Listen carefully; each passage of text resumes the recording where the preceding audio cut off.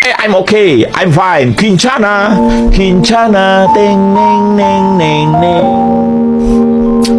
Ku menahan rasa sakit.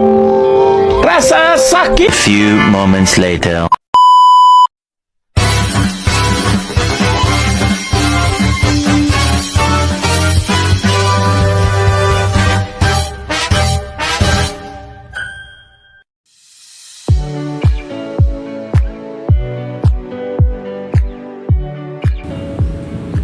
Assalamualaikum warahmatullahi wabarakatuh. Perkenalkan, kami dari mahasiswa UIN Sunan Kalijaga Fakultas Sains dan Teknologi Prodi Biologi semester 1, kelompok 5. Video ini dibuat untuk menyelesaikan salah satu tugas mata kuliah konsep biologi dengan dosen pengampu Ibu Eka Sulistiawanto. Adapun materi yang akan kami sampaikan dalam video ini adalah materi reproduksi.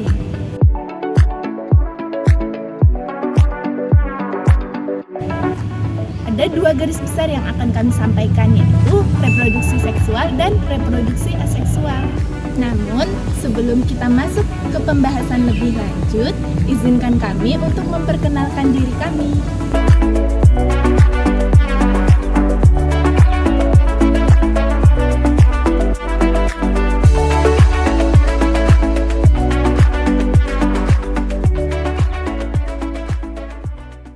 Reproduksi seksual adalah proses perbanyakan diri melalui perkawinan atau pertemuan dua sel gamet, yaitu jantan dan betina. Sel gamet jantan dan betina tidak selalu dihasilkan oleh individu yang berbeda dalam satu spesies. Namun, ada pula yang dihasilkan oleh satu individu yang memiliki dua alat kelamin atau bisa juga disebut dengan hermafrodit. Ciri-ciri makhluk hidup yang bereproduksi secara seksual adalah 1. Memerlukan dua orang tua, jantan dan betina. 2. Gamet terbentuk melalui pembelahan reduksi sehingga hanya mengandung sebagian jumlah kromosom dari induknya. 3. Melibatkan peleburan gamet selama pembuahan yang mengarah pada pembentukan zigot. 4. Bertanggung jawab atas variasi pada generasi berikutnya. 5. Mempertahankan jumlah kromosom dalam suatu proses. Proses pertama reproduksi pada manusia setelah sperma berhasil menembus sel telur adalah proses fertilisasi, yang dimana sel sperma dan sel telur bergabung membentuk suatu sel baru. Satu sel baru ini akan membelah secara mitosis hingga sampai pada bentuk blastosis, kemudian berkembang menjadi fetus atau janin. Perkembangan ini akan terus berlanjut sampai kurang lebih 40 minggu hingga bayi siap dilahirkan. Proses reproduksi pada tumbuhan dilakukan oleh serbuk sari dan putik. Serbuk sari tumbuh melalui stilus dan mencapai ruang biji yang terdapat bakal biji putik di dalamnya. Dalam ruang biji, sel sperma dalam serbuk sari akan membuahi sel telur. Hasil dari pembuahan ini akan berkembang menjadi embrio. Setelah itu berkembang menjadi biji, kemudian biji ini menyebar dengan berbagai cara dan menjadi individu baru. Reproduksi aseksual yaitu reproduksi yang hanya melibatkan satu induk saja. Kemudian ciri-cirinya ada 5. Yang pertama, hanya melibatkan satu induk. Yang kedua, tidak ada pembuahan atau pembentukan gamet yang terjadi. Yang ketiga, terjadi dalam waktu yang sangat singkat. Yang keempat, organisme berkembang biak dan tumbuh dengan cepat. Dan yang terakhir, keturunannya secara genetis serupa. Kemudian, reproduksi aseksual pada hewan. Yang pertama ada pembelahan biner, yaitu sel induk membelah menjadi dua, masing-masing sel anak membawa inti sendiri yang secara genetik identik dengan induknya. Kemudian, sitoplasma juga membelah menghasilkan dua sel anak yang berukuran sama. Proses ini berulang-ulang dan sel anak tumbuh dan membelah lebih lanjut. Pada pembelahan biner banyak dilakukan oleh organisme uniselular seperti bakteri, protozoa, dan mikroalga. Kemudian yang kedua ada fragmentasi, yaitu tubuh induk terbagi menjadi beberapa fragmen dan setiap fragmen menjadi organisme baru. Contohnya pada beberapa annelida dan bintang laut.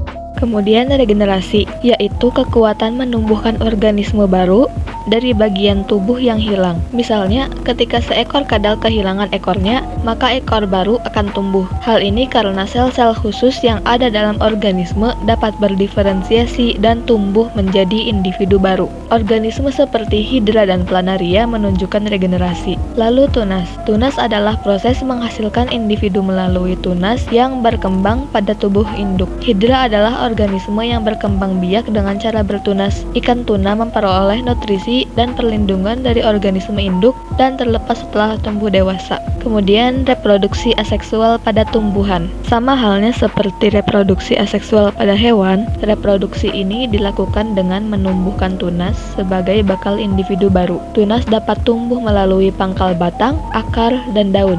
Reproduksi melalui tunas biasanya terjadi pada tumbuhan cocor bebek dan pohon pisang. Kemudian umbi akar. Reproduksi aseksual melalui umbi akar dilakukan dengan menumbuhkan ubi dari bagian sisa batang yang kemudian membentuk akar. Contohnya terjadi pada tanaman wortel dan bunga dahlia.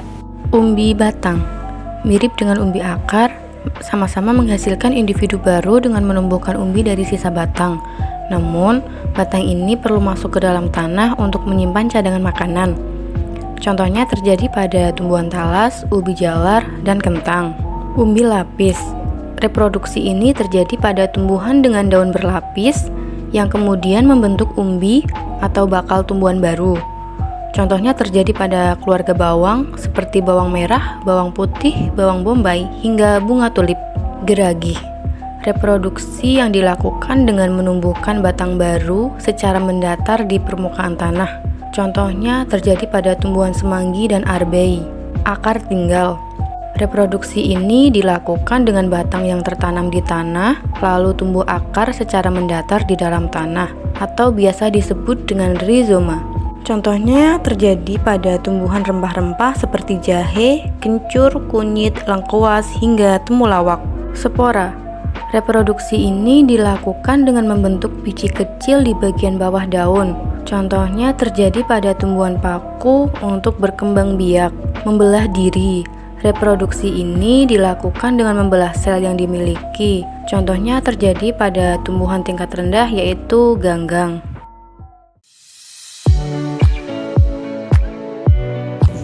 Oke teman-teman, cukup sekian presentasi dari kami. Semoga apa yang kami sampaikan bisa bermanfaat untuk kita semua.